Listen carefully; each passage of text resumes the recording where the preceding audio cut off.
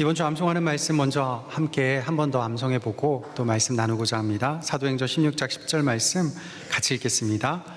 이는 하나님이 저 사람들에게 복음을 전하라고 우리를 부르신 줄로 인정함이로라. 아멘. 2012년 3월에 있었던 일입니다. 도쿄에서 온 3명의 일본인 대학생이 호주 여행 길에 있었어요.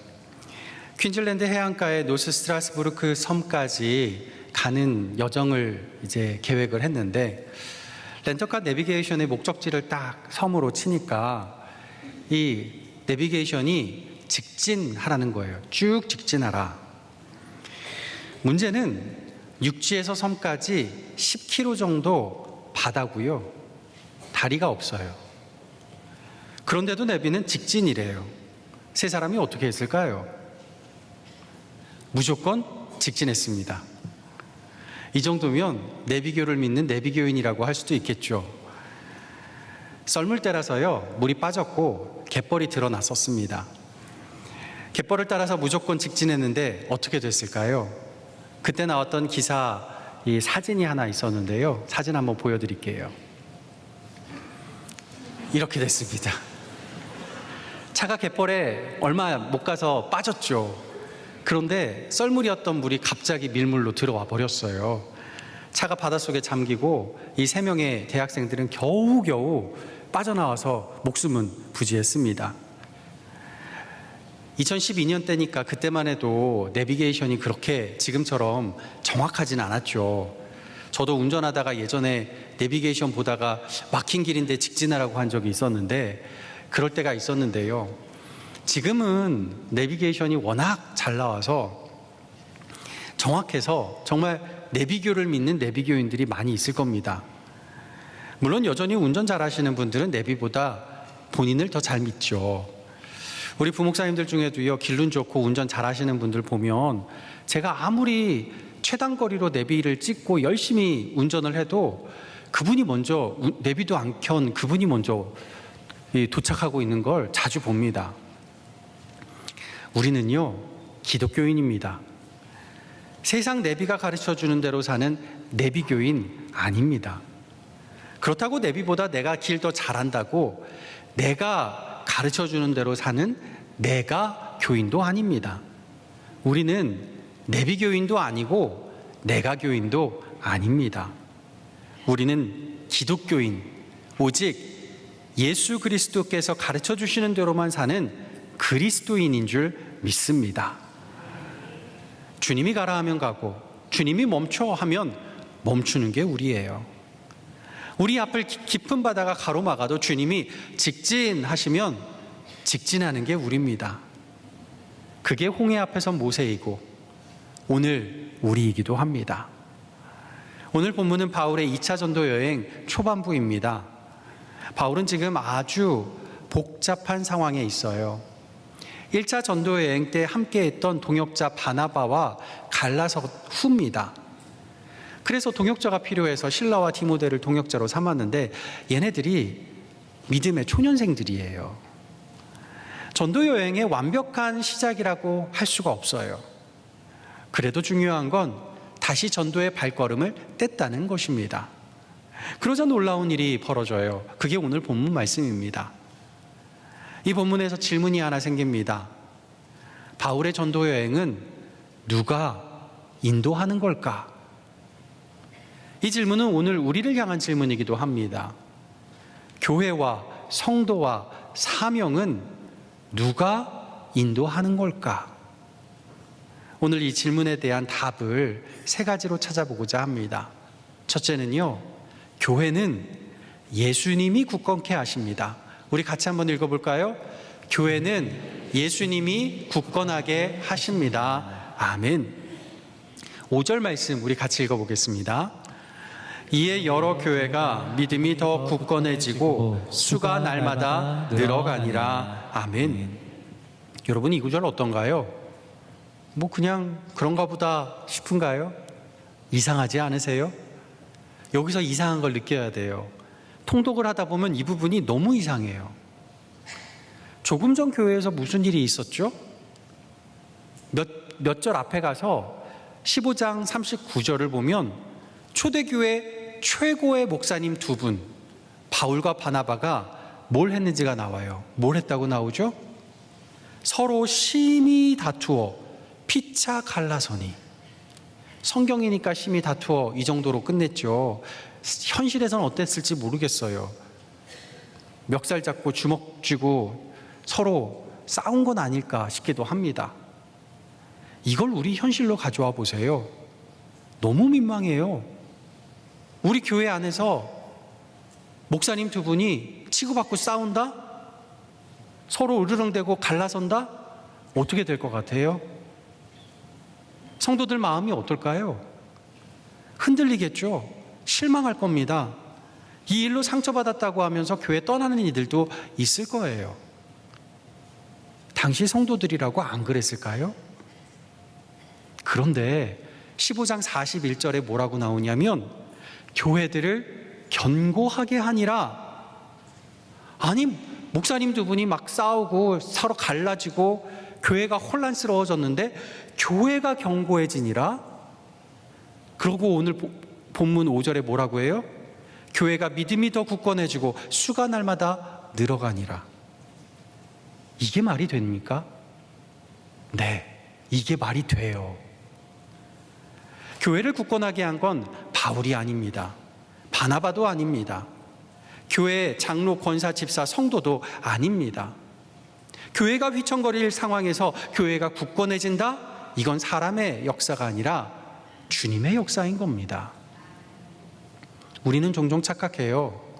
어떤 목사님이 계실 때 교회가 부흥하더라. 어떤 장로님이 계실 때 교회의 분위기가 좋더라. 어떤 권사님, 어떤 집사님이 계실 때 교회가 바로 서더라. 저 리더가 나가면 우리 목장은 어떻게 될까? 다 맞는 말 같은데요. 다 틀린 말이에요. 이런 말이 나오는 순간 교회는 교회가 아니게 됩니다. 교회의 주인은 사람이 아닙니다. 누군가 교회에서 주인 의식을 가지는 순간 그 교회는 그 사람의 소유물이지 주님의 교회는 아닙니다. 교회의 주인은 오직 예수님, 교회를 굳건하게 하시는 분도 오직 예수님 뿐인 줄 믿습니다. 그래서 바나바와 바울이 싸우고 갈라서도 교회는 흔들리지 않아요. 왜요? 예수님이 교회를 굳건하게 붙잡아 주시기 때문인 줄 믿습니다. 바울은 목회자로서 하지 말아야 할 싸움을 했고요. 동역자도 바뀌었고요. 또 목적지도 달라지고 있어요. 그 와중에 동역자로 택한 디모데는 반쪽짜리입니다. 아버지가 헬라인이라서 할례도 안 받았어요. 이때만 해도 바울은 복음 전도하러 어디 가면 제일 먼저 유대인들의 회당부터 들어가서 전도했거든요. 그런데 할례 안 받은 디모데 데리고 어떻게 회당 들어가서 전도할 수 있어요? 그러니까 다 큰 청년 이 디모데에게 할례 받으라고 합니다. 뭐 하나 매끄럽게 돌아가는 게 진짜 하나도 없어요. 그런데도 뭐라고요? 5절에 이에 여러 교회가 믿음이 더 굳건해지고 수가 날마다 늘어가니라. 교회는 좋은 리더가 있을 때 부흥하는 게 아닙니다. 예수님이 주인이실 때 교회는 부흥하는 줄 믿습니다. 리더는 예수님의 도구일 뿐이에요. 장인은 도구 탓하지 않는다고 하잖아요. 훌륭한 장인은 아무것도 아닌 도구로도 엄청난 대작을 남기죠. 예수님이 완벽하시니 도구는 완벽할 필요가 없어요. 싸움쟁이 바울도 쓰시고 반쪽짜리 디모데도 쓰십니다. 중요한 건 사람의 완벽함이 아니라 예수님이 우리 교회의 주인 되심을 고백하는 것인 줄 믿습니다. 우리 교회에는 주인 의식이 있는 성도는 한 사람도 없기를 바랍니다. 우리는 모두 예수님의 종일 뿐이에요. 종은 주장하지 않아요. 순종하는 거죠. 그럴 때 주님이 임하실 줄 믿습니다. 예수님의 주인 되심으로 우리 교회가 견고해지고 믿음이 더 굳건해지고 수가 날마다 늘어가는 역사 있기를 예수님의 이름으로 간절히 축복합니다. 두 번째, 성도는 성령님의 허락하심에 따라 삽니다. 우리 같이 해볼까요? 성도는 성령님의 허락하심을 따라 삽니다. 아멘. 2차 전도여행이 시작됐는데 길이 자꾸만 막혀요.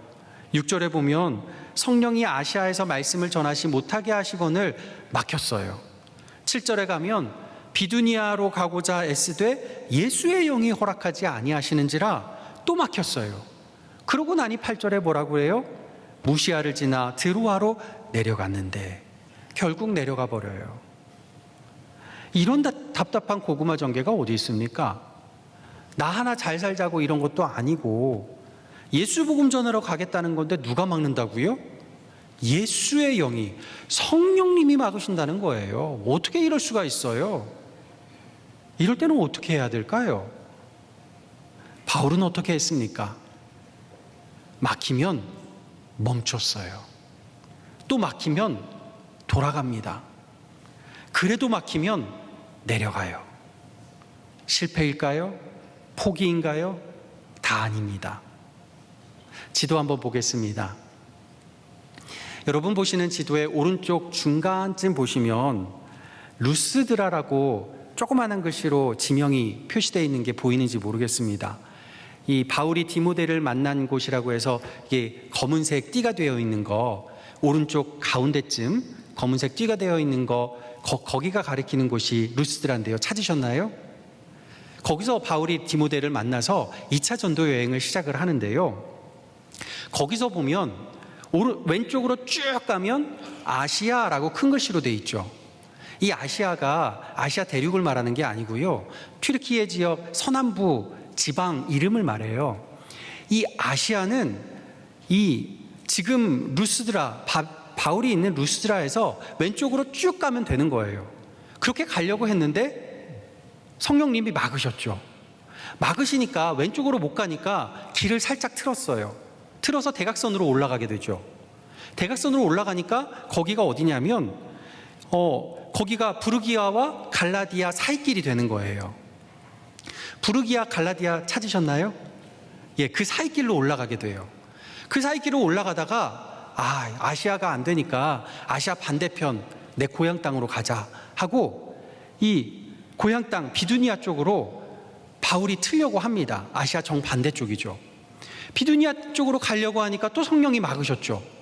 막으시니까 아시아로도 못 가고 저쪽 비두니아로도 못 가니까 그 사이길 부르기아와 갈라디아 사이길로만 올라가요. 그러고 나니까 미시아 지방에 이릅니다. 이 미시아가 오늘 본문에는 무시아라고 나와요. 이 무시아 지방에 이르게 되고 그 지방 끝으로 가니까 거기서 내려가니까 드로아 항구가 나옵니다. 보세요. 양옆이 다 막혀서 어쩔 수 없이 가다 보니까 바다가 나왔어요. 드로아 항구가. 보세요.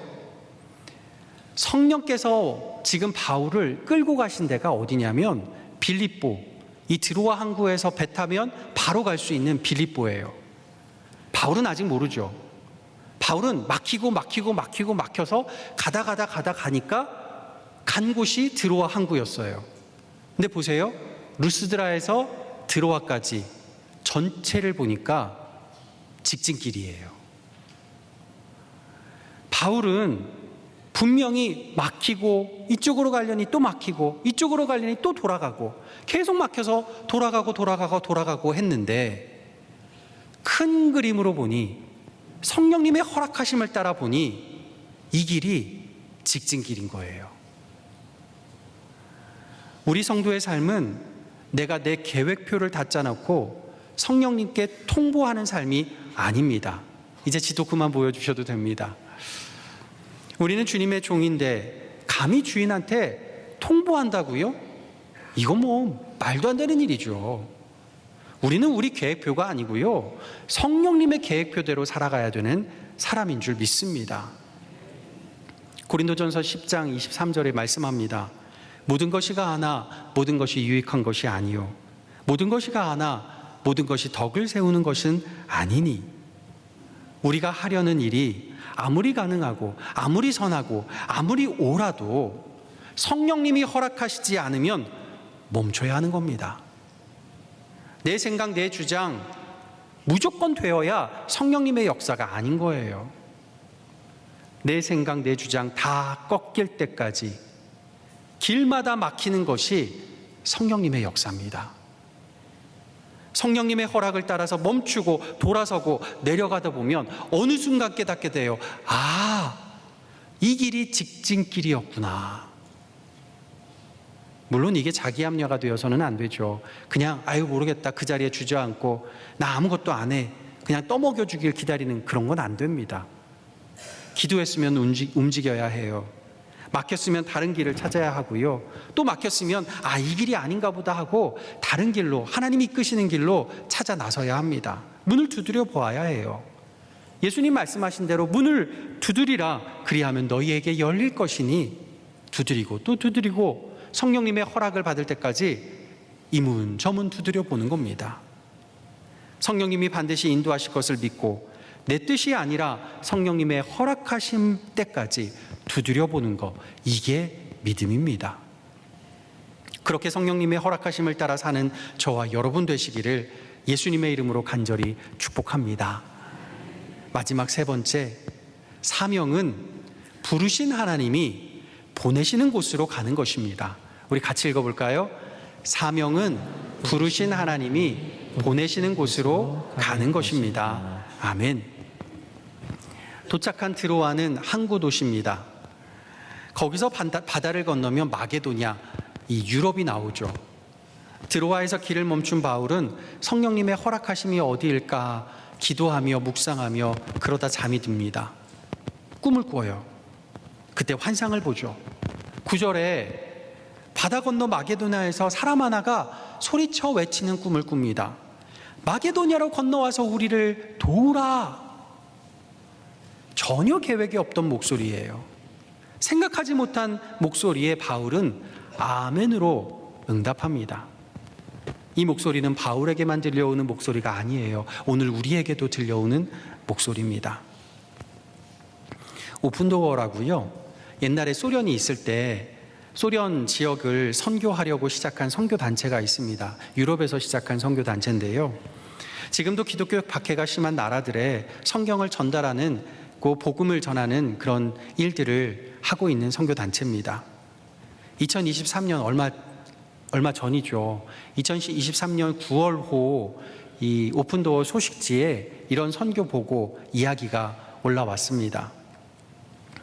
가명으로요, 아시프라고 지금 나왔는데 아프가니스탄 사람입니다. 아프가니스탄 사람이 이분이 예수님을 믿고 하나님한테 사명을 받았어요. 고향으로 돌아가서 복음 전하라고. 고향으로 돌아온 그는 몰래 2년 동안 친구들과 또 이웃들에게 복음을 전해서 30명을 전도했어요. 여러분, 이슬람권 나라에서 전도하는 것도 힘든데 30명 전도한다는 거, 이거 진짜 기적 같은 일이에요. 그의 아버지는 무슬림인데요, 동네에서 이상한 소문이 도는 거죠. 아들이 어디서 기독교 배워와서 뭐 하는 것 같다. 그거 듣고 이 아버지가 아들을 몰래 감시합니다. 아들이 전도하는 걸 발견해요. 그러고 나서 아들에게 우리 같이 한번 수영 가자 그럽니다. 아들이요, 어린 나이가 아니고요, 자녀 6 있는 아들이에요. 청년도 아니고 장년이에요. 이 아들 데리고 수영 같이 가던 아버지가 물속에서 아들을 물에 밀어넣어서 빠뜨려 익사시켜 죽입니다. 죽은 아시프에 남겨진 아내가 자기도 살해당할까 봐 너무 두려워서 아무 말도 못하고 서둘러서 그 지역을 도망쳐 원래 동네로 돌아옵니다. 현재는 셋방살이를 하면서 6 자녀를 홀로 키우고 있어요. 생계가 너무 어렵지만 선교단체의 도움으로 빵가게를 열 준비를 지금 하면서 주님 안에서 다시 희망을 품고 열심히 살아가고 있다 하는 그런 선교 보고였습니다. 다음 주일부터 천사운동이 시작되는데요. 이번 천사운동을 준비하면서 계획에도 없고 생각하지도 못한 건너와서 도우라는 목소리를 듣게 되었습니다. 아까 영상에서 보셨듯이 파키스탄에서 온 난민 가정의 목소리입니다. 파키스탄 하면요, 국민의 97%가 이슬람, 무슬림들이에요. 전 세계에서 첫 번째로 무슬림이 많은 나라가 어딘지 아세요? 중동이 아니고요, 인도네시아입니다. 2위가 파키스탄이에요. 전 국민의 97%가 이슬람, 무슬림 사람들이에요. 그런 곳에서 이분이 예수님을 믿게 되니까 박해를 받게 된 거죠. 쇠파이프로 맞아서 다리가 골절되고 그거 치료 못 받아서 이게 장애가 돼버렸어요. 더 있다가는 이 생명의 위협이 있으니까 어쩔 수 없이 우리나라로 난민 신청을 하고 왔습니다. 구타로 인해서 가지게 된 신체장애 때문에 일하고 싶어도 받아주는 데가 없고, 고향에 남겨둔 아들 어떻게든 먹고 살게 해야 되는데 데리고 올 수도 없고, 지금 상황이 생계 유지 자체가 참 힘든 상황 가운데 있습니다. 참 신기한 건 이번 천사운동을 준비하면서 기독교 NGO 기관 3곳에다가 대상자 추천을 해달라고 의뢰를 했어요. 이 3기관이 서로 상의하는 것도 아니고 서로 협력하는 관계도 아닌데요. 2기관에서 기독교 박해로 우리나라에 온 난민 가정을 추천해 왔어요. 2기관의 대상자 설명을 이렇게 놓고서 읽다가 보니까 이상한 거예요. 이거 설명이 비슷비슷해요. 그래서 이거 똑같은 사람 아니야? 하고 이 기관에 좀 알아보라 했더니 2기관이 추천한 그 사람이 똑같은 사람, 아까 그분이에요. 2기관이 이 가정이 얼마나 딱한지 서로 추천을 한 거죠. 그거 보면서 제가 더 놀랐습니다. 이게 바울이 들었던 마게도냐 사람의 목소리는 아닌가, 건너와서 도우라는 목소리구나 확신이 들었어요. 전혀 계획에 없던 마게도냐 사람의 목소리에 바울이 어떻게 반응했죠? 10절 말씀인데요, 우리 10절 같이 읽어보겠습니다. 바울이 그 환상을 보았을 때 우리가 곧 마게도냐로 떠나기를 힘쓰니 이는 하나님이 저 사람들에게 복음을 전하라고 우리를 부르신 줄로 인정함이로라. 아멘.